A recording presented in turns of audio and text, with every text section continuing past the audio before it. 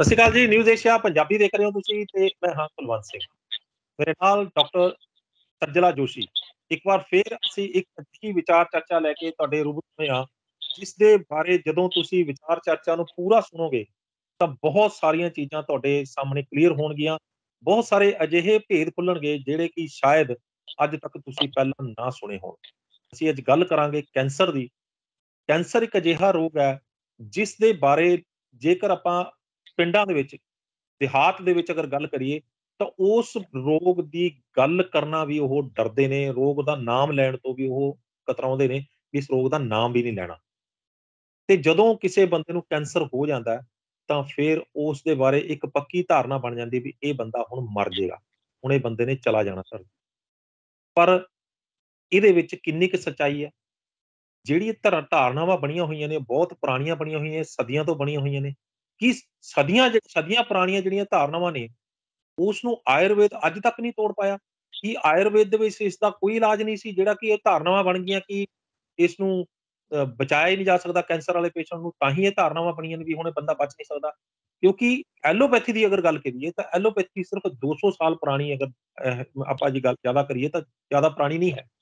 ਲੇਕਿਨ ਆਯੁਰਵੇਦ ਦਾ ਇਤਿਹਾਸ ਜਿਹੜਾ ਉਹ ਹਜ਼ਾਰਾਂ ਸਾਲ ਪੁਰਾਣਾ ਹੈ।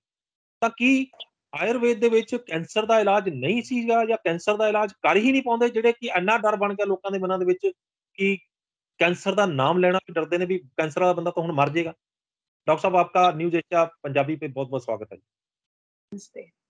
नमस्ते। डॉक्टर साहब, कैंसर एक ऐसा रोग, जैसे कि मैंने पंजाबी में बताया, कि जिसके बारे में गाँव देहात में लोग बात करने से भी कतराते हैं। गाँव देहात के लोगों के मन में ये बात है कि जिसको कैंसर हो गया अब वो मरने वाला है, अब वो बचेगा नहीं। तो इसका नाम लेने से भी डरते हैं लोग, कि नाम भी नहीं लेना, उसका नाम भी कुछ अजीब-सा और भगवान के नाम जैसा कुछ ऐसा नाम रख देते हैं।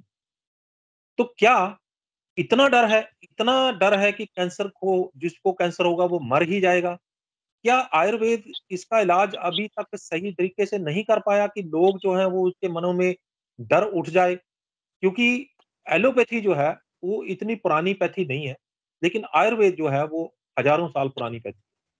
तो आयुर्वेद क्या इसका इलाज नहीं कर पाया, इसीलिए मनों में डर बैठ गया, या इसके पीछे कुछ और कारण है?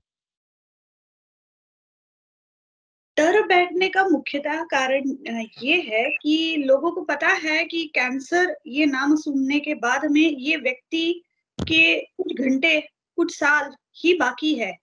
हुँ, इसीलिए ये डर बैठा हुआ है। हुँ, मेन मुख्यतः तो ये कारण है। जी। आयुर्वेद में कैंसर ये शब्द नहीं है। हुँ, आयुर्वेद में कैंसर का वर्णन जो है वो अर्बुद करके आया हुआ है। जी, अर्बुद, ग्रंथि ऐसे करके वर्णन है। जी, तो जी। उसको आप सिंपल भाषा में ट्यूमर हम बोल देते हैं, जिसको आयुर्वेद में अर्बुद कहा जाता है। तो हुँ, हुँ, आयुर्वेद में उस समय में भी लोगों को लगता था कि आयुर्वेद मतलब कोई सिर्फ चिकित्सा शास्त्र है, दवाई वाला शास्त्र है। तो ऐसे वाली बात नहीं है। आपको शायद बहुत सारे लोगों को पता नहीं होगा, जो फादर ऑफ सर्जरी है हुँ, किताबों में, जो एलोपैथी की बड़ी-बड़ी किताबें हैं, उनमें भी फादर ऑफ सर्जरी का नाम जो है वो सुश्रुत जी का लिया जाता है। हुँ, और हुँ, सुश्रुत जी जो थे, वो एक आयुर्वेद के डॉक्टर थे, आयुर्वेदिक वैद्य थे, हुँ, ठीक है? तो आयुर्वेद में अलग-अलग ब्रांचेस होते थे पहले, कि जिसमें सर्जरी करने वाले भी होते थे, ट्रीटमेंट देने वाले भी होते थे, आँखों की सर्जरी, कान की सर्जरी, पेट की सर्जरी, ऐसे सभी डिपार्टमेंट्स होते थे। उसमें टॉक्सिकोलॉजी भी होता था, हुँ, जो हुँ, अभी हुँ, खास करके है, तब उसको हुँ, अगतंत्र कहा जाता था। हुँ, तो हुँ, ऐसे अलग-अलग नामों से आयुर्वेद में वो नाम थे, जो आज अलग नाम लिए जाते हैं। हुँ, बहुत सारे लोगों को लगता है कि कैंसर का ट्रीटमेंट हो सकता है आयुर्वेद में या नहीं हो सकता है। हुँ, आयुर्वेद का ये कहना है कैंसर के लिए, अगर हम एलोपैथी के साथ-साथ अगर आयुर्वेद का ट्रीटमेंट चालू रखते हैं, अभी हुँ, समझो आप समझ के चलिए, हमारे पास नॉर्मली आयुर्वेद में 3 प्रकार के कैंसर के पेशेंट आते हैं, 3 टाइप्स के। हुँ, हुँ, एक आते हैं जो कहते हैं कि मुझे कोई भी एलोपैथी ट्रीटमेंट नहीं करानी है, मुझे हुँ, कीमो नहीं करानी है, रेडियोथेरेपी नहीं करानी है, मुझे तो जो भी है आयुर्वेद जो करे सो मैं करूँगा, हुँ, ठीक है? सेकंड टाइप के पेशेंट आते हैं, जो कहते हैं कि मैं कीमो और रेडियोथेरेपी भी करूँगा और साथ-साथ में आयुर्वेद भी चलाऊँगा, हुँ, सपोर्ट करके। तीसरे लोग आते हैं जो कीमो और रेडियोथेरेपी लेने के बाद हमें बहुत थक गए हैं, पता चल गया अभी तो कुछ होना नहीं है, फिर आयुर्वेद के पास आते हैं। तो ये 3 प्रकार के लोग आते हैं। ठीक है। ठीक है, तो अभी इसमें ट्रीटमेंट कैसे होता है और उससे क्या फायदा होता है वो मैं बता दूं। अगर टाइप का व्यक्ति आया है तो क्वेश्चन ही नहीं आता है, हम उसको आयुर्वेदिक दवाइयां लेना चालू कर देते हैं। सेकेंड टाइप और थर्ड टाइप में क्या होता है वो मैं बताना चाहूंगी। खास करके कीमो और रेडियोथेरेपी के साइड इफेक्ट्स हम सभी को ज्ञात है, बराबर है। तब लूज मोशंस होना, बहुत nauseatic feeling, vomiting, hair loss, weakness, और उसके साथ साथ कई ऐसे भी साइड इफेक्ट्स होते हैं जो हम दोबारा दुरुस्त नहीं कर सकते हैं, वापस नॉर्मलाइज नहीं कर सकते हैं। जैसे सर्वाइकल कैंसर में वगैरह जब कीमो रेडियो ये सब चीजें चलती है, तब कभी कभी वहां पे ऐसा हो जाता है कि ब्लैडर का कुछ पोर्शन जो है वो वहां पे ब्रेक हो जाता है, रेक्टम का पोर्शन ब्रेक हो जाता है, तो उस यूरिन जो है वो रेक्टम के द्वारा, मतलब जो मोशन की जगह है गुदा भाग के द्वारा पास होने लगता है। या कभी ऐसी कंडीशन होती है कि स्टूल जो है वो यूरिन के द्वारा पास होना शुरू हो जाता है। ऐसे भी इसके साइड इफेक्ट्स है। तो हमने अभी तक ये देखा है कि अगर जब ऐसे पेशेंट्स में अगर आप आयुर्वेद उनको देते हो तो ये साइड इफेक्ट्स जो है ये टॉलरेट करने की पेशेंट में कैपेसिटी आती है, बराबर है। या जो उनको भी आगे जाके जैसे मैंने बताया कि रेक्टम ब्रेक होके वहां से यूरिन आने लगता है, तो यहाँ पे आयुर्वेद में वो प्रोसीजर करने के पहले आयुर्वेदिक कुछ पंचकर्म किया जाता है, कुछ प्रोसीजर्स बताई जाती है जो आप घर में बैठ के कर सकते हैं प्रोसीजर, और वो करने के कारण वो साइड इफेक्ट्स से आप बच जाते हो। और दूसरा सबसे इम्पोर्टेंट बात है कि कीमोथेरेपी, रेडियोथेरेपी ये काफी महंगी ट्रीटमेंट्स है, और उसके हिसाब से अगर देखा जाए तो आयुर्वेद अगर साथ में रहता है तो व्यक्ति कीमो और रेडियो को अच्छी तरीके से टॉलरेट करके अच्छी तरीके से फटाफट रिकवरी की तरफ आता है। ठीक है, जब थर्ड स्टेज में व्यक्ति आता, मतलब थर्ड पर्सन जो मैंने बताया है कि जो जिसके 15 कीमो रेडियो हो चुकी है और फिर वो जब हमारे पास आता है तो हम उसको इतना ज्यादा हेल्प नहीं कर पाते। तो इस वीडियो के माध्यम से हमारा ये मैसेज है कि आयुर्वेद में भी कैंसर की अच्छी ट्रीटमेंट्स अवेलेबल है। आपके आसपास जहाँ पे भी आयुर्वेदिक डॉक्टर्स हो उनसे आप इसका लाभ ले सकते हैं, ये कहने का भाव है। क्योंकि बहुत सारे लोग हमें ये बोलते हैं कि काश मैं थोड़ा पहले आया होता तो मुझे और अच्छे रिजल्ट मिलते। तो डॉक्टर साहिबा, एक बात जो अभी आपकी बातचीत से एक बात चीज मेरे को समझ में आई कि क्या मैं यही समझूं कि कैंसर का जो इलाज आयुर्वेद में है वो दूसरी पैथी को सपोर्ट करने के लिए इंडिपेंडेंट तौर पे आप अपने लेवल पे आयुर्वेद नहीं करता इसका इलाज? फर्स्ट मैंने बोला ना, फर्स्ट एक व्यक्ति रहता है कि जो कहता है कि नहीं मुझे प्लेन आयुर्वेद ही लेना है, तो भी उसमें इलाज किया जाता है। मैं एक बात बता दूं, जो फैलने वाला कैंसर रहता है जिसका मेटास्टेसिस होता है, ओके, और एक कैंसर रहता है जो लोकलाइज्ड रहता है, बराबर है। लोकलाइज्ड कैंसर की रिकवरी बहुत अच्छे से हो जाती है, तो जो मेटास्टेसिस वाले कैंसर्स है, बराबर है ना, तो उसमें आयुर्वेदिक एज अ सपोर्टिव आपको दे, बट वो सपोर्ट जो रहता है वो बहुत इंपॉर्टेंट सपोर्ट रहता है कि जो व्यक्ति को इतने सारे साइड इफेक्ट्स आने वाले हैं उस साइड इफेक्ट से उसको बचाया जाता है। तो इसके लिए क्या उनको फिर दाखिल होना पड़ता है कहीं जाके आयुर्वेद के, या फिर जो है वो किसी से पूछ के या किसी से दवा लेके भी ट्रीटमेंट शुरू किया जा सकता है? दवाई लेके भी ट्रीटमेंट शुरू किया जाता है, और इसमें कुछ पंचकर्मा की प्रोसीजर रहती है जिसको बस्ती कहा जाता है, बाहर में उसको एनिमा कहा जाता है, बट आयुर्वेद के हिसाब से बस्ती और एनिमा दोनों अलग अलग बातें हैं, बट तरीका वही है प्रोसीजर का। तो उसमें हम लोग पेशेंट को ही या पेशेंट के रिलेटिव को ट्रेन कर देते हैं कि आप ये प्रोसीजर घर पे करा कीजिए। बिफोर आपका जब कीमो के लिए आपको जाना है या रेडियोथेरेपी के लिए जाना है तब आप उसके पहले ही ये प्रोसीजर करना शुरू कर दीजिए। तो तब हम उनका डाइजेशन प्रॉपर कर देते हैं, हम उसमें कुछ मेडिकेटेड घी चालू कर देते हैं जिसके कारण उनमें एक टॉलरेट करने की ताकत आ जाती है। मतलब इतने जो सारे साइड इफेक्ट्स देखने वाले हैं वो उसमें आपको नहीं दिखते हैं, पेशेंट अच्छे से टॉलरेट कर लेता है, ये कहने का भाव है। और दूसरी बात आपको भी पता है और मुझे भी पता है, सभी को पता है, सभी शास्त्र में ये सम्मत बात है कि कैंसर का पेशेंट कितने दिन अपनी लाइफ को जीता है, ठीक है। यहाँ पे आयुर्वेद का भाव ये है कि हम उसकी क्वालिटी ऑफ लाइफ अच्छी कर सकते हैं। आप मुझे कहेंगे कि पूरा के पूरा कैंसर उसका टर्न अप होके नॉर्मल में आ जाएगा, तो ऐसे जो मैंने बोला ना, लोकलाइज्ड जिसमें होता है, लोकलाइज्ड कैंसर, उस कंडीशन में ये चीजें पॉसिबल होती है। बाकी कंडीशन में चीजें पॉसिबल होते हुए मैंने अभी तक देखी नहीं है। बट आयुर्वेद देने से फायदा क्या होता है वो मैं बोल सकती हूँ। या अल्टरनेटिव थेरेपी देने से फायदा ये हो जाता है कि एक तो व्यक्ति का जितना खर्चा होने वाला होता है, देखो हमारे भारत में बहुत सारे पुअर क्लास भी है, मिडिल क्लास भी है और अपर क्लास भी है, ठीक है। तो कैंसर एक ऐसी बीमारी है जिसमें खर्चा काफी होता है। मतलब फैमिली का मैं कुछ लाइन बोल रही हूँ, मुझे माफ करना। एक फैमिली का एक व्यक्ति को कैंसर होता है, लेकिन उसके पीछे बहुत सारे लोगों की जिंदगियां जुड़ी हुई रहती हैं। बिल्कुल बिल्कुल बिल्कुल। एक व्यक्ति के ट्रीटमेंट के पीछे पूरा फैमिली जो है वो लग जाता है, और कुछ खाना पीना मतलब सब चीजों से व्यक्ति परेशान हो जाता है। तो कम से कम आयुर्वेद के माध्यम से आप ये तो कर सकते हो कि बेचारा कीमो रेडियो अगर ले रहा है तो वो जल्दी रिकवरी को पाए। ये चीजें तो वहां पॉसिबल की जा सकती है। और व्यक्ति जो कीमो रेडियो लेने के बाद में जो थक जाता है, जो जान उसमें नहीं रहती है, तो कम से कम आयुर्वेद के माध्यम से वो व्यक्ति में थोड़ी सी स्टेबिलिटी रह पाती है। जो देखो, जीवन एक ऐसी चीज है कि अगर मैं मरते मरते या बहुत दुख में जीऊं तो बहुत मुश्किल लगता है, बट अगर मेरे जीवन के कुछ प्रॉब्लम्स, परेशानियां अगर कम हो जाए तो वो बड़ी बात होती है। तो कुछ कंडीशन में एज अ सपोर्टिव तो आप शब्द वहां पे ठीक नहीं रहेगा, क्योंकि मेरा ये कहना सभी को है कि जहाँ पे जो पैथी अच्छी रहती है हमें उसका लाभ लेना चाहिए।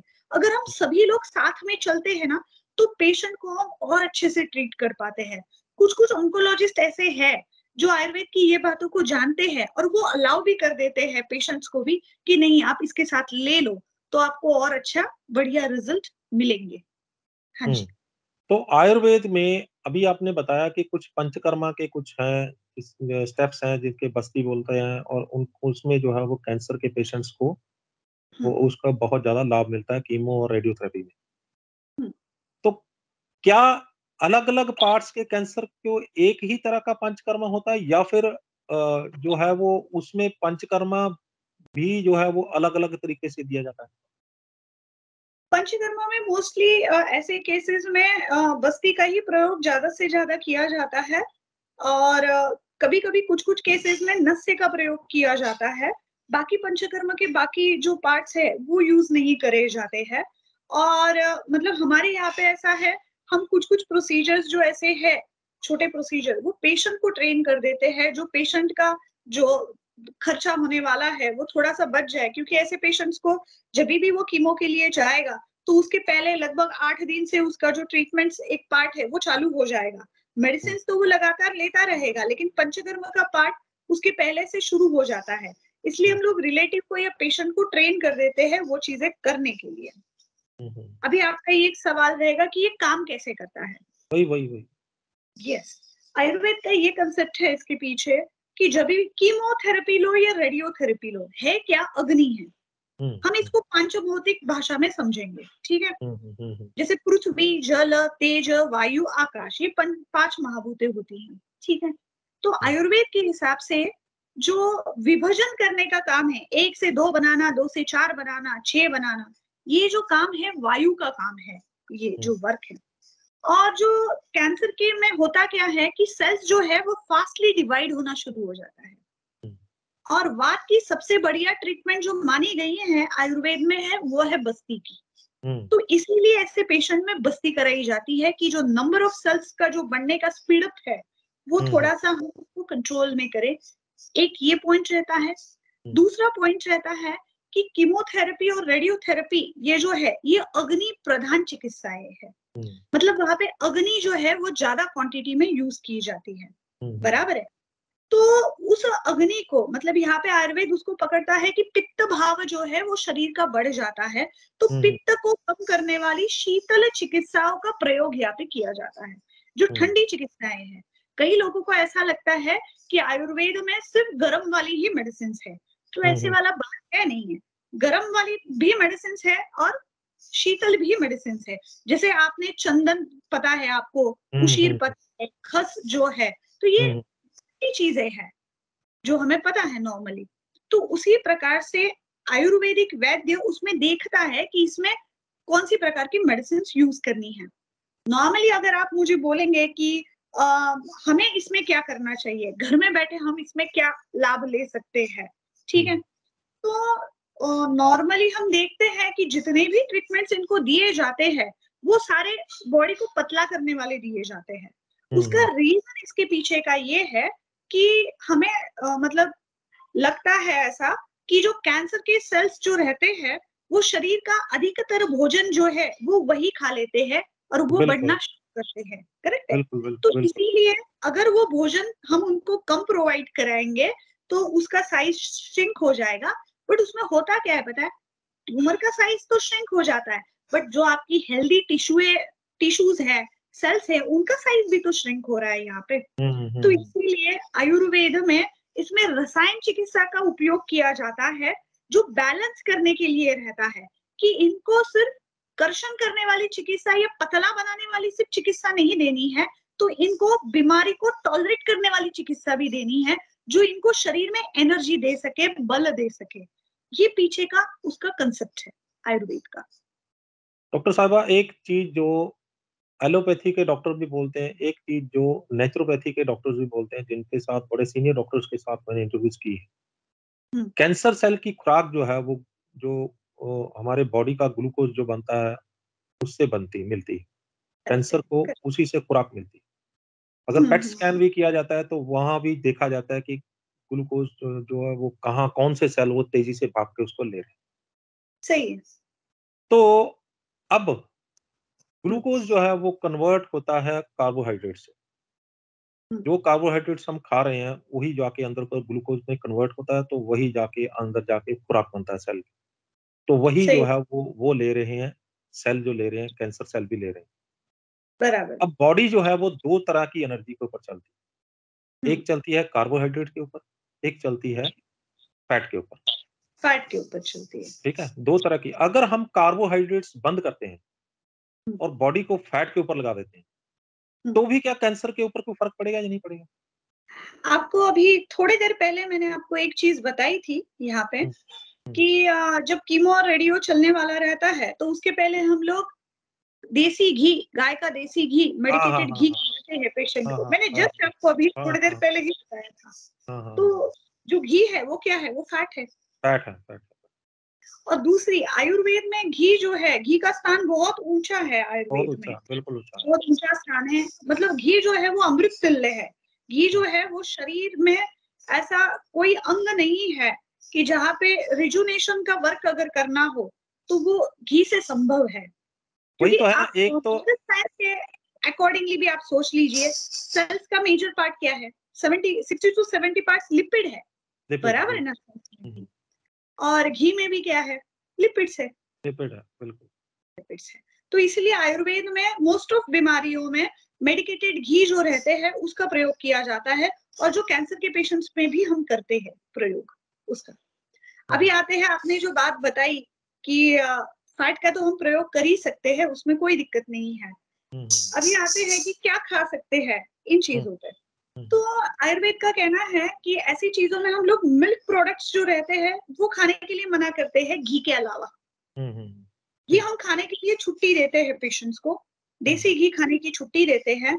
और बाकी जो है मतलब दूध, दही, छाछ, मक्खन, ये जो चीजें हैं उसको हम रोकने के लिए बोलते हैं, ठीक है।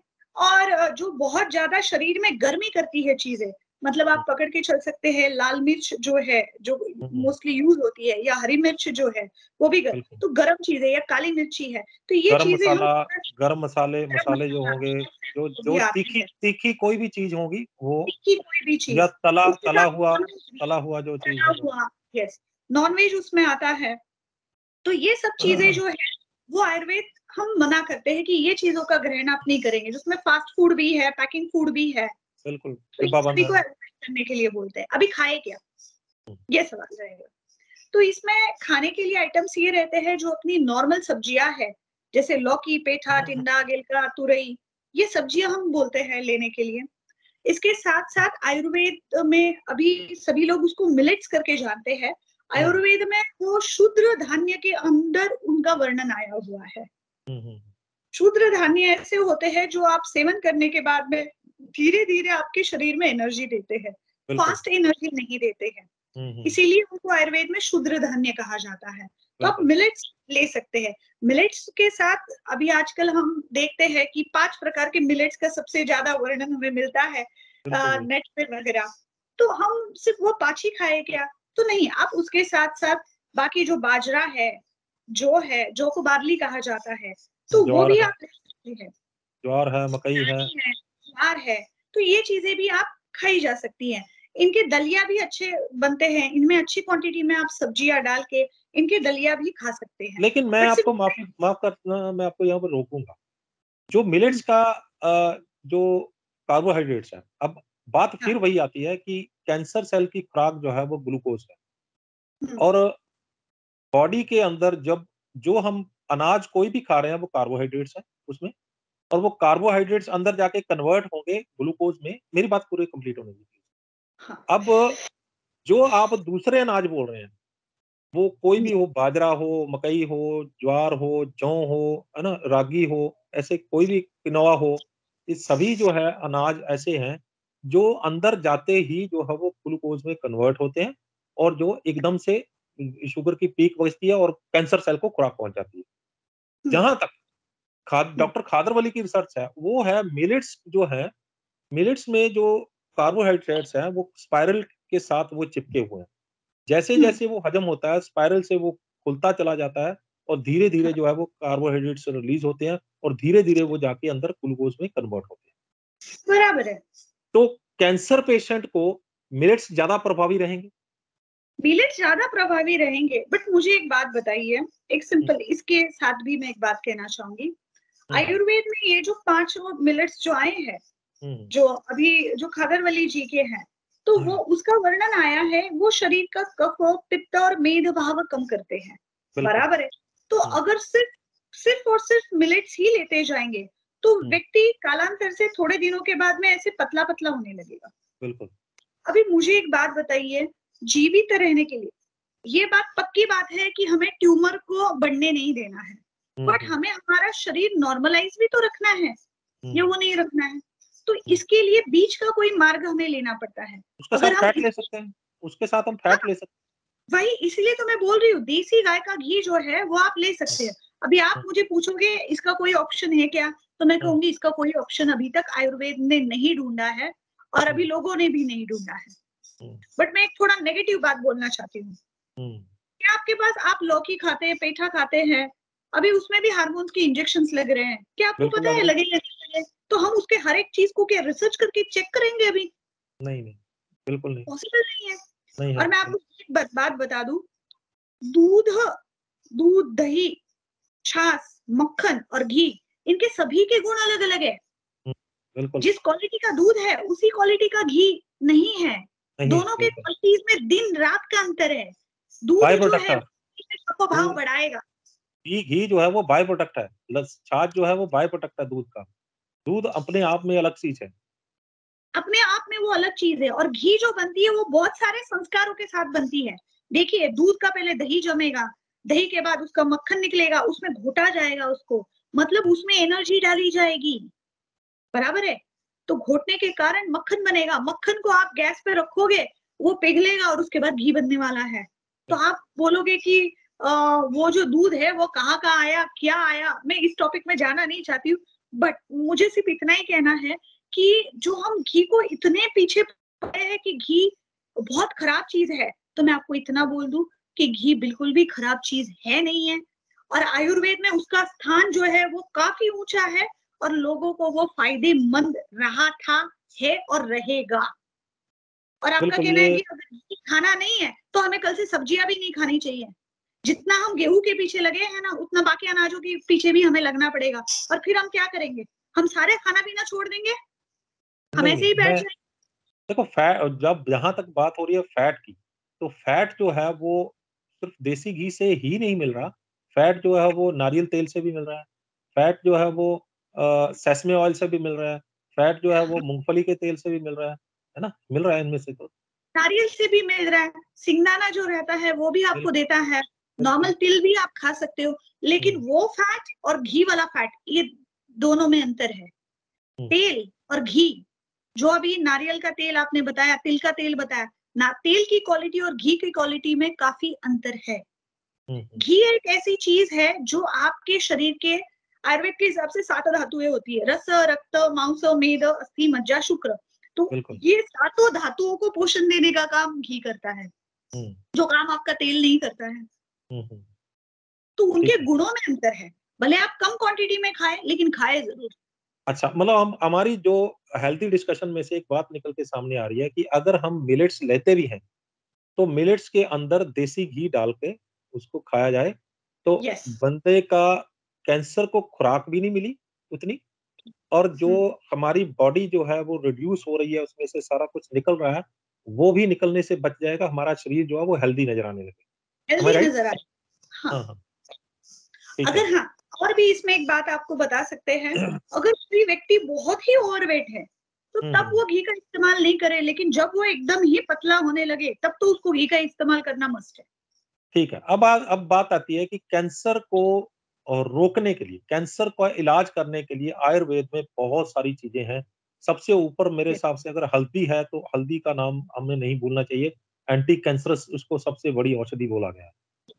ऐसी हाँ, कौन-कौन सी औषधियाँ हैं, ऐसी कौन-कौन सी जो जड़ी-बूटियाँ, दवा पौधे हैं, जो कैंसर में बहुत ज़्यादा सहायी हैं और हमारे पास पड़े हुए हैं और हमें पता नहीं? हाँ। पहले 1 मिनट के लिए हल्दी पे बात करूँगी। ठीक है। आजकल बाहर एक्सट्रैक्ट की बात हो रही है कि हमने उसका बिल एक्सट्रैक्ट निकाल लेते हैं, हुँ, जैसे हुँ। करक्यूमिन है। करक्यूमिन बिल्कुल, एक्सट्रैक्ट निकालते हैं और हम सिर्फ़ करक्यूमिन खाएँगे, ठीक है? बिल्कुल। आयुर्वेद का कांसेप्ट ये है कि उसमें जब पाँचों महाभूत जब प्रेज़ेंट रहते हैं, तो वो चीज़ खाने में जल्दी हज़म होती है, बिल्कुल होती है, ठीक बिल्कुल है? होती अगर आपने करक्यूमिन उसका निकाल लिया बाजू में, आपने एक्टिव इंग्रीडिएंट निकाल दिया, है। हुँ, आपका कहना था कि हल्दी एंटी कैंसरस है, ठीक है? हुँ, हुँ, ओके, हुँ। लेकिन करक्यूमिन निकालने के बाद तो आप ट्राई करके देखिए, हल्दी जितना रिज़ल्ट देगी उतना नहीं करक्यूमिन आएगा, नहीं देगी। नहीं आएगा, नहीं आएगा, नहीं आएगा। तो बिल्कुल आएगा। इसीलिए करक्यूमिन के पीछे मत पड़े। लेकिन यहाँ करक्यू एक बात और है कि हुँ, हल्दी जो है, वो हुँ, हाई क्रोकोमिल लेवल की ले सकते हैं, ये बात होनी चाहिए कि जिसे ढाई ढाई % वाली भी है, 3% वाली भी है, 5% वाली है और 8% वाली भी क्रोकोमिल लेवल वाली लकाडोंग हल्दी मिलती है मेघालय की। हाँ। आपको पता है हल्दी जो है जो मार्केट में हमें मिलती है, हल्दी निकाल के उसको हल्का-सा पानी में उबाला जाता है, बाद में सुखाया जाता है। मतलब हुँ, जो मार्केट में हमें हल्दी मिलती है, वो इस प्रकार की मिलती है। तो उसके औषधि गुण जो रहते हैं वो कम रहते हैं। तो हुँ, इसलिए हम हमारे क्लिनिक पे भी ऐसे करते हैं और पेशेंट्स को भी यही बोलते हैं, आप हल्दी लेके आ जाओ, गीली हुँ, हल्दी लाओ, उसकी हुँ, चिप्स बनाओ, वो सुखाओ और बाद में हुँ, पाउडर करो और आप देखो कि उस हल्दी की स्मेल कितनी अच्छी है और जो आपने मार्केट से हल्दी लाई है उसकी स्मेल क्या है। और भले आपने मार्केट से वो हल्दी वाले टुकड़े भी लाए और वो भी पिसे हैं, तो उनकी भी स्मेल आप करके देखिए। हुँ। ज़मीन-आसमान का फ़र्क मिलेगा आपको। बिल्कुल, अच्छा ठीक एक तो है? होगी ये हल्दी। हल्दी हाँ, हाँ, अभी आगे आते हैं हल्दी हल्दी और हल्दी हल्दी हल्दी हल्दी को लेना कैसे? ओके, हल्दी आप एक सिंपल बात है, हल्दी जो है ये आप गर्म पानी में डाल के ले सकते हो, गर्म हुँ, पानी के साथ ले सकते हो। फाकी लेने में आयुर्वेद इसलिए कितना मना करता है कितना कि गले कितना? में चिपक सकता है। नॉर्मली आप उसको एक साथ 3 से 5 ग्राम तक भी ले सकते हो। यानी 1 चम्मच। 1 चम्मच आराम से ले सकते हो। एक एक पानी में सफेद घोलकर पानी में पानी घोलकर उसमें काली मिर्च डालकर उस काली मिर्च आप डाल सकते हो। आयुर्वेद का कहना ये है जो काली मिर्च एक ऐसी चीज़ है और दूसरी चीज़ है वचा, जिसको हुँ, वेखंड कहा जाता है, हुँ, हुँ, ठीक है? तो ये 2 चीज़ें ऐसी है कि जो दूसरे वाला जो पदार्थ है या दवाई है, उसकी एनर्जी को बूस्ट करती है। यानी कि बायो अवेलेबिलिटी बढ़ा देती है। यस, तो काली मिर्ची हम इसलिए डालते हैं कि वो बूस्ट हो जाए। हुँ, तो तो इसीलिए काली मिर्च में पेपरिन होता है। काली मिर्च के हुँ, अंदर जो उसका दवा गुण है वो पेपरिन है। जैसे हल्दी का दवा गुण कुर्कुमिन है, तो ऐसे ही हाँ, काली मिर्च का पेपरिन है। तो काली हाँ, मिर्च जहाँ तक मुझे समझ में है, काली मिर्च जो है उसका पेपरिन अगर तुरंत उसको तोड़ के उसमें डाला जाए, उसी तो यूज़ कर लिया जाए तो वो ज़्यादा कारगर रहता है। अगर उसका पाउडर बना के रख लिया जाए तो वो उसका पेपरिन नष्ट हो जाता उसका रीज़न मैं बता देती हूँ आपको। है। हुँ, जो भी आप स्पाइसी आइटम्स, जितने भी स्पाइसी आइटम्स हैं, जिसमें हुँ, गंध बहुत होती है, ठीक हुँ, है? तो वो जो आइटम्स को अगर आप रखेंगे, तो उसकी एनर्जी धीरे-धीरे कम होने लगती है, हुँ, हुँ, क्योंकि वो गंध प्रधान चीज़ें हैं। बिल्कुल। जिसमें गंध बहुत होता है, उसमें पृथ्वी महाभूत होता है, तो मतलब स्मेल उसमें सबसे ज़्यादा होती है। हुँ, और वो ये तेलीय गुण वाले पदार्थ हैं, हुँ, मतलब इसमें तेल मिलते हैं। तो अगर आप उसको क्रश करके पहले से ही पाउडर बना के रखेंगे, तो उसका इफ़ेक्ट में और नॉर्मल चीज़ों में आपको इफ़ेक्ट में अंतर मिलेगा ही मिलेगा। आप देखिए ना, अपने घरों में देखिए, गरम मसाला आप एकदम ताज़ा-ताज़ा गरम मसाला बनाओ और एक 1 साल पुराना गरम मसाला देखो, अगर आपने उसको प्रॉपर पैक नहीं करा है, तो भी उसकी स्मेल उड़ जाती है। तो हुँ, उसमें तो उड़नशील द्रव्य है, इसलिए वो उड़ जाता है। ठीक है। यानी ठीक है। कि 1 चम्मच हल्दी, उसमें 1 चुटकी जो काली मिर्च, नींबू नींबू और डाल सकते हैं इसमें? नींबू का, आयुर्वेद का ऐसा कहना है कि नींबू जो है वो गर्मी करने वाला है। तो हम देखते हैं कि जिसके शरीर में कफ की प्रधानता है उसको बोलेंगे नींबू लो, बाकी लोगों को हम बोलेंगे मत लो। ठीक है, नींबू नहीं रहेगी। नमक डाल सकते हैं? Pink rock salt? सेंधा नमक, सेंधव नमक एक ऐसा है लवण में, 5 लवण बताए गए हैं आयुर्वेद में, 5 प्रकार के नमक होते हैं। हुँ, हुँ, तो उसमें सेंधव नमक एक ऐसी चीज़ है, वो जो शीत गुणात्मक है, हुँ, वो ठंडा है। तो हुँ। इसीलिए उसका इस्तेमाल ज़रूरी है तो कर सकते हैं, अदरवाइज़ हल्दी के साथ काली मिर्ची काफ़ी हो जाती है, बाकी ज़रूरत नहीं पड़ती है कुछ डालने ठीक है, की। दिन में 1 बार लेना है काली मिर्च और हल्दी? आप 2 बार ले सकते हैं, 2 बार ले सकते हैं, उसमें कोई दिक्कत नहीं है। ठीक है, काली मिर्च के आगे इसके अलावा और? यस। अभी इसके अलावा आयुर्वेद में कंचनार जो है, जिसको कचनार बोला जाता है, कचनार बोल बराबर? सकते हैं। ठीक है। कचनार बोला जाता है। तो बहुत सारी जगह पे उसके पेड़ लगे हुए हैं। अगर हुँ, आप कचनार भी अगर गूगल पे टाइप कर दोगे तो उसका पेड़ आपको दिख जाएगा वहाँ हुँ, पे। तो ये कचनार की छाल यूज़ की जाती है हुँ, हुँ, इसमें। तो ये छाल का काढ़ा आप पी सकते हैं, कचनार का। कचनार आयुर्वेद के हिसाब से बहुत सारी बीमारियों में जहाँ पे ग्रंथि है, अर्बुद है, वहाँ पे हुँ, यूज़ होती है। दूसरा, घरों में जो लगती है वो सदाबहार लगती है, आपने देखा होगा। हुँ, हुँ, हुँ, बिल्कुल। सदाबहार के पत्ते भी आप ले सकते हो। वो सदाबहार 4 की भी 4 बहुत सारी, 4 पत्तों वाला फूल होता है वो। हाँ, नहीं, हाँ, उसको 5 ये रहते हैं, 5 4 5 रहते हैं, 5 रहते हैं, हाँ। 5 रहते हैं, 5 रहते हैं। तो हुँ, हुँ, ये नॉर्मली घरों के आस-पास बहुत सारे लोग लगाते हैं अपने पास, तो उसके पत्ते आपको मिल सकते हैं। सदाबहार दोनों प्रकार, 3 कलर आते हैं इसमें, बट वो हुँ, तीनों प्रकार की चल जाती हैं। इसमें और एक चीज़ बताई है कि जो वरुण करके है, तो वरुण भी एक पेड़ आता है, उसका भी आप नाम डाल देंगे तो आपको दिख जाएगा, वरुण करके। उसकी भी अच्छा। छाल का प्रयोग किया जाता है। इसके साथ तुलसी है। हुँ, एक रहती है सादी वाली तुलसी रहती है, एक रहती है काली तुलसी रहती है, जिसको श्यामा तुलसी बोलते हैं। तो बिल्कुल। तुलसी का भी प्रयोग इसमें अच्छा माना जाता है। तुलसी का प्रयोग आप घर में इसका कर सकते हो। हुँ, हुँ, फिर आता है जो ड्रम स्टिक, जो हम हुँ, खाते हैं ड्रम स्टिक, तो उसको आयुर्वेद में शिगरू कहते हैं, हुँ, शिगरू कहते हैं। उसके पत्तों का भी प्रयोग होता है। लेकिन हम इतना कहते हैं कि जहाँ पे अगर शरीर में गर्मी होती है, तो फिर हुँ, हम बोलते हैं कि उसकी मात्रा को कम रखना चाहिए। क्योंकि शिगरू ये जो है, ड्रम स्टिक के पत्ते जो है, वो काफ़ी मात्रा में गर्म होते हैं। हुँ, हुँ, हुँ, तो ठीक ये है। चीज़ें तो आप घर में यूज़ कर सकते हैं, उसमें कोई परेशानी नहीं। सबसे इम्पोर्टेंट बात मैं आपको बताऊँ, हुँ, क्योंकि ये वाली बातें कहाँ पे मेंशन नहीं, लोगों को अक्सर पता नहीं रहती हैं। आयुर्वेद में 3 प्रकार की चिकित्सा होती हैं। दैव हुँ, व्यपाश्रय, युक्ति व्यपाश्रय और सत्वाजय, हुँ, ठीक है? जो जी, अभी हम डिस्कशन कर रहे हैं, उसको युक्ति व्यपाश्रय बोलते हैं। अच्छा। मतलब आयुर्वेदिक दवाइयों के जो द्रव्य अवेलेबल है, उनके द्वारा चिकित्सा की जाती है, उसको युक्ति व्यपाश्रय बोलते हैं, ठीक है? हुँ, दैव व्यपाश्रय, ऐसे कंडीशन में आयुर्वेद खास करके दैव व्यपाश्रय चिकित्सा बताता है, जिसमें यज्ञ आता है, मतलब होम, हवन, हुँ, हुँ, मंत्र, हुँ, इनका हुँ, प्रयोग किया जाता है। क्योंकि ये जो चीज़ें हैं, ये भी हमारे शरीर पर बहुत अच्छा काम करती हैं।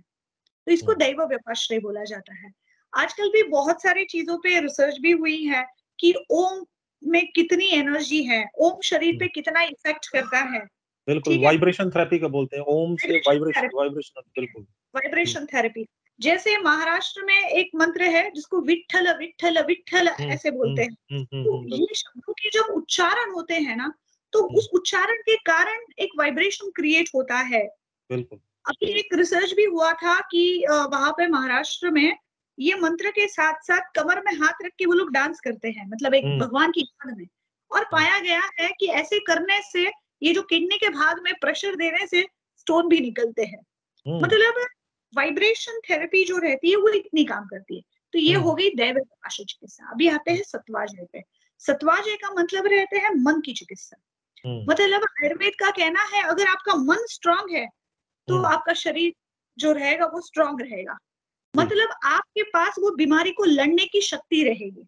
जी। तो इसीलिए सत्वाजी चिकित्सा भी आयुर्वेद में कही गई है। तो एक बात जो अभी आपने 4 चीज़ें बताई, मैंने ये नोट भी की हैं, कचनार की छाल, हाँ, वरुण, सदाबहार, शाम तुलसी और ड्रमस्टिक और ये जो हाँ, जो ड्रम जो शिगरू कहा और जाता है।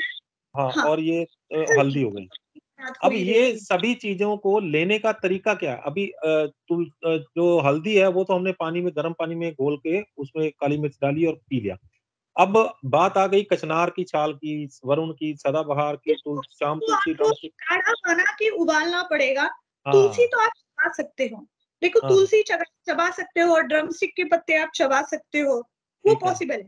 सदाबहार के पत्ते चबा सकते हो, लेकिन काढ़े जो है मतलब ये जो ड्रमस्टिक की छाल और कचनार की छाल, इसका तो आपको काढ़ा ही बनाना पड़ेगा। वरुण हुँ, की छाल भी मिलती है, इसका तो काढ़ा ही बनाना पड़ेगा। तो काढ़ा कितने पत्ते, कितना कुछ और उसमें डालना क्या है? छाल होती है, छाल हाँ, यूज़ करते हैं इसमें। बिल्कुल, छाल जो रहती है, अभी समझो उसका प्रमाण 10 ग्राम से 15 ग्राम तक की छाल ली जाती है। हुँ, उसको आपको उससे मतलब लगभग आप 10 ग्राम में लगभग यस, लगभग 1 ग्लास पानी डालेंगे, लेकिन जब ठीक है। छाल का प्रयोग करना होता है, तब हम कहते हैं कि उसको रात को भिगो के रखो। अच्छा, तो अच्छा, रात हाँ, क्योंकि छाल जो होती है जब पानी में भीग जाती है तो वो फूल जाती है। फूल अगर जाती आप है। उसमें ऐसे ही पानी डालेंगे और बॉयल करेंगे तो उसमें उतने एक्टिव इंग्रीडिएंट्स आपको नहीं मिलेंगे। बिल्कुल, बिल्कुल। बराबर है? तो रात में उसको भिगो के रखना है और सवेरे में उसको उबालना है। तो हुँ, सवेरे काढ़ा जो आयुर्वेद में बताया गया है वो 1/4 करने के लिए बोला है। हुँ, 1/4 करने के लिए बोला है और फिर हुँ, ऐसा वाला काढ़ा जो है वो आप छान के पी सकते हैं।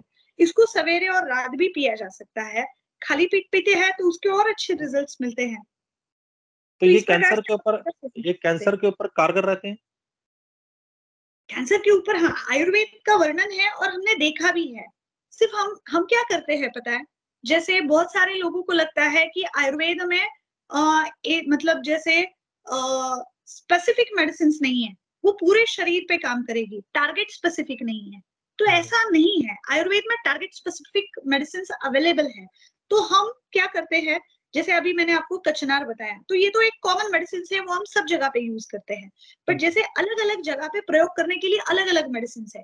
जैसे हुँ, हुँ, जिसको लंग का कैंसर रहता है, उसमें हम खास करके बोलते हैं पिपली का प्रयोग करना चाहिए। हुँ, हुँ, बिल्कुल, अभी पीपली जैसे यकृत का कैंसर है, यकृत का मतलब है आयुर्वेद में उसको यकृत जिगर बोलते हैं, जिगर लीवर, जिगर लीवर, हाँ, यस। जिगर तो लीवर का अगर कैंसर है, ये लीवर सिरोसिस की कंडीशन में है, तो उसमें हम भूमि अमल की है, कालमेघ है, हुँ, हुँ, कुटकी है, ऐसे अलग-अलग मतलब हम लोग अलग-अलग ऑर्गन्स में जो कैंसर है, उसके लिए एक मेडिसिन्स यूज़ करते हैं और होल बॉडी पे एक्शन देने के लिए एक मेडिसिन्स यूज़ करते हैं।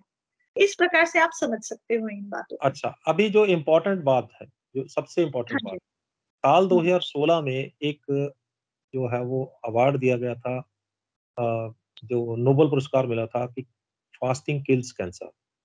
हुँ। तो कैंसर के इलाज में फास्टिंग कितनी कारगर है? अभी मुझे एक बात बताइए, वो अगर आप पूरा पढ़ेंगे या समझेंगे उस बात को, उसका कहने का सार ये था कि कैंसर होने के बाद फास्टिंग नहीं करना है बस। हुँ, हुँ, कैंसर ना हो इसके लिए फास्टिंग करना है, हुँ, बराबर है? फास्टिंग ये ज़रिया कैंसर ना होने के लिए भी है, हुँ, हुँ। क्योंकि लोग इसको ऐसे समझते हैं कि कैंसर होने के बाद फास्टिंग करना है। नहीं पर अगर कैंसर के सेल को हम खुराक उतनी नहीं देंगे, बार-बार उसको खाएँगे, बार-बार उसको खाएँगे तो कैंसर सेल को फीड हो रहा है और कैंसर हुँ, जो ट्यूमर है वो ग्रो हो रहा है, ज़्यादा बड़ा हो रहा है। तो अगर उसको हम प्रॉपर खुराक नहीं देंगे, फास्टिंग करेंगे तरीके से, तो उसको वो खुराक नहीं मिलेगी तो वो उसको क्योर करना आसान रहेगा। आपका बात सही है, लेकिन अगर अभी जैसे आयुर्वेद पहले ही खाना खाने के लिए 2 टाइम्स या 3 मील्स लेने के लिए बोलता है। बहुत हुँ, सारे ऐसे कंडीशन में हम लोग 2 मील्स ही एडवाइस करते हैं। तो जो बिल्कुल। बंदा बेचारा ऑलरेडी 2 ही बार खा रहा है हुँ, हुँ, और फिर मैं उसको लंबा-लंबा फास्टिंग कराऊँ, हुँ, तो उसकी हालत बेचारे की क्या होगी? उसकी हालत को भी तो ध्यान में रखना है। तो बिल्कुल। हम इसमें क्या देखते हैं, पेशेंट की प्रकृति देखते हैं, उसका वय मतलब ऐज देखते हैं, बराबर है? उसकी बॉडी की आकृति देखते हैं कि बेचारे की पोज़ीशन क्या है। फिर हुँ, हमें अगर लगता है कि ये व्यक्ति सहन कर लेगा, तब हम उसको फास्टिंग बोलते हैं। अदरवाइज़ 2 बार व्यक्ति अगर खाना खा रहा है, तो उसकी आराम से फास्टिंग तो हो ही रही है हर रोज़। हुँ। मुझे लगता है कि ये कंप्लीट जानकारी दी है आपने और बहुत सारी भ्रांतियाँ जो हैं वो कैंसर को लेकर जो मन में बनी हुई है, वो आज निकल गई होंगी। कुछ जाते-जाते कुछ कुछ ऐसा जो मैं ना पूछा हो और आप बताना चाहते ना पूछा हुआ ये बात है कि इसमें हम आयुर्वेद अपनाने के लिए क्यों बोल रहे हैं? हाँ, बिल्कुल। ये आपने पूछा नहीं है। हाँ, उसका हाँ। रीज़न यही है कि आयुर्वेद में रिजुविनेशन के लिए बहुत सारी मेडिसिन्स अवेलेबल है कि जो हमें हेल्प कर सकती है और लोग जब हमारे पास या हमारे जितने भी आयुर्वेदिक डॉक्टर्स के पास जब लास्ट मोमेंट में जाते हैं तो हमें काफ़ी दुःख अनुभव होता है कि ये व्यक्ति लास्ट मोमेंट में क्यों हमारे पास आते हैं और हुँ, फिर हम उनको उतना हेल्प नहीं कर पाते हैं। बट अगर वो हमारे पास पहले से ही आए, तो हम उनको एक बेहतर जीवन देने की कोशिश कर पाएँगे। ये हुँ। इसका खास मोटो है हमारा। मुझे लगता है कि आपकी बात सुनने के बाद बहुत सारे लोगों को हौसला हुआ होगा, बहुत सारे लोगों का मन बदला होगा, बहुत सारे लोग जो हैं वो इस बात को सोच के कि जब इतनी पैथियाँ पड़ी हैं, तो फिर हम आयुर्वेद की तरफ क्यों जाएँ? उनके दिमाग के कांसेप्ट जो है वो खुल गए होंगे सारे। आपका बहुत-बहुत मतलब धन्यवाद। लास्ट मोमेंट में उनके दिमाग में लास्ट मोमेंट में आयुर्वेद आता है। हुँ, तो उनके दिमाग में फर्स्ट मोमेंट में भी आयुर्वेद आएगा, तो हम उनको और अच्छे से हेल्प कर पाएँगे। आयुर्वेद अच्छे से हेल्प कर पाएगा। बहुत-बहुत धन्यवाद आपका और आपने एक मानवता के भले की बात की है और मैं आपको इस बात के लिए सलाम करता हूँ। बहुत-बहुत धन्यवाद। तो फटाफट से फ़ोन उठाइए, तुरंत इस वीडियो को शेयर कीजिए। जितना भी आप इस वीडियो को शेयर करेंगे, आप मानवता का भला करेंगे, उन लोगों का भला करेंगे, जो कैंसर से तड़प रहे हैं, जो मौत का इंतज़ार कर रहे हैं, जो ये कैंसर की पीड़ा को सह रहे हैं, जो कीमोथेरेपी, रेडियोथेरेपी जैसी थेरेपी से गुज़रने के बाद वो तन-मन में दर्द लिए बैठे हैं और उनको लग रहा है कि अब मौत करीब है। अगर उनको ये कुछ भी फ़ायदा पहुँचाती है ये वीडियो, तो हम समझेंगे कि इस वीडियो को बनाने का मकसद कामयाब रहा। इसको ज़्यादा से ज़्यादा फैलाइए, लेकिन जाते-जाते एक डिस्क्लेमर दे दें, ये प्रोग्राम मेडिकल एडवाइस के लिए नहीं है। ये प्रोग्राम सिर्फ़ और सिर्फ़ जानकारी के लिए है और अगर जानकारी हासिल करके किसी को कुछ फ़ायदा होता है, तभी हमारे इस प्रोग्राम की कामयाबी मानी जाएगी। हमारे channel news Asia Punjabi, news Asia Hindi, आवाज़े पंजाब और Facebook page news Asia Punjabi को लाइक, सब्सक्राइब और फ़ॉलो करना ना भूलिएगा। अगली बार फिर हाज़िर होंगे, एक नए मुद्दे, एक नए मेहमान के साथ। तब तक मुझे दो इजाज़त। धन्यवाद।